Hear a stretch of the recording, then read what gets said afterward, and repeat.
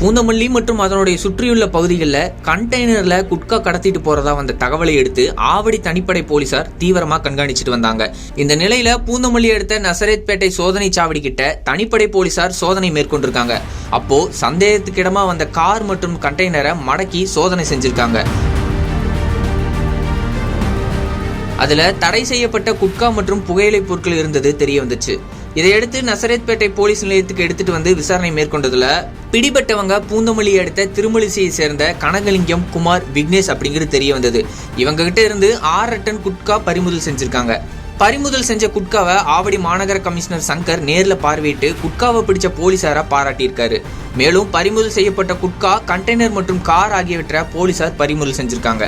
இவங்க பெங்களூர்லேருந்து மொத்தமா வாங்கிட்டு வந்து பூந்தமல்லி மற்றும் அதோட சுற்றியுள்ள பகுதிகளில் விற்பனைக்காக கொடுத்தது தெரிய வந்திருக்கு.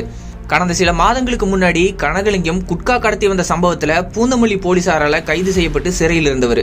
கடந்த 20 நாளைக்கு முன்னாடி ஜாமீன்ல வெளியே வந்தவர் திரும்பியும் குட்கா கடத்தி வந்து போலீஸ் கிட்ட சிக்கினது தெரிய வந்திருக்கு. தொடர்ந்து குட்கா கடத்தல ஈடுபட்டு வர்றதால அவர் மேல கடுமையான நடவடிக்கை எடுக்கப்படும் அப்படின்னு போலீஸ் தரப்புல சொல்லப்பட்டிருக்கு.